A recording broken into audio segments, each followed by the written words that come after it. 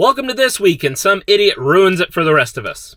This past weekend, a drone flew over the Ohio State football game, causing the game to stop temporarily until the drone left the area. Law enforcement followed the drone, found the pilot, and quickly arrested him. The pilot claimed that he had just bought the drone the day before at Best Buy, and he was trying to show off to his coworkers, and he wanted to see how far it could go. He's been charged with multiple offenses with this reckless act. So what do you think his punishment should be? Comment below and let me know. Me, personally, I think he should be jailed for however long they legally can hold him.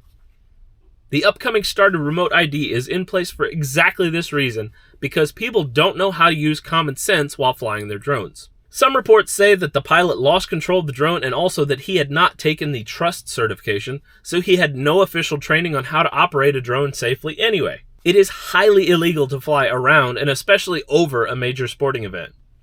Incidents like this are exactly the reason that most people look at drones in a negative light. It is always assumed that they are up to no good. Now, compared to other pilots, I'm kind of a worrier.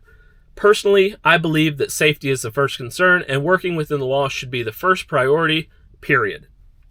So, some people may disagree with me on this and think that I'm overreacting. But the fact that this was allowed to happen is just going to encourage more people to do stupid things with their drones. That is exactly why I think this person should be punished to the fullest extent of the law to prove as an example to anyone else who thinks it could be a good idea. Just to go buy a drone at their local Best Buy, do stupid things with it.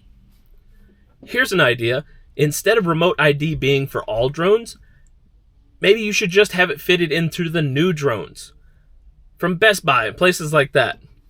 And it should be a probationary period where it drops off after a year if you've had no crashes or accidents.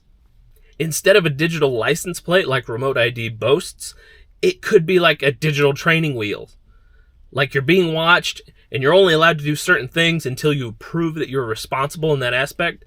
And then if you are, you can be trusted to do more. Make sure to hit subscribe and you'll be notified anytime I come up with an update of this video or other videos like it. Thanks for watching. Love you guys. Bye.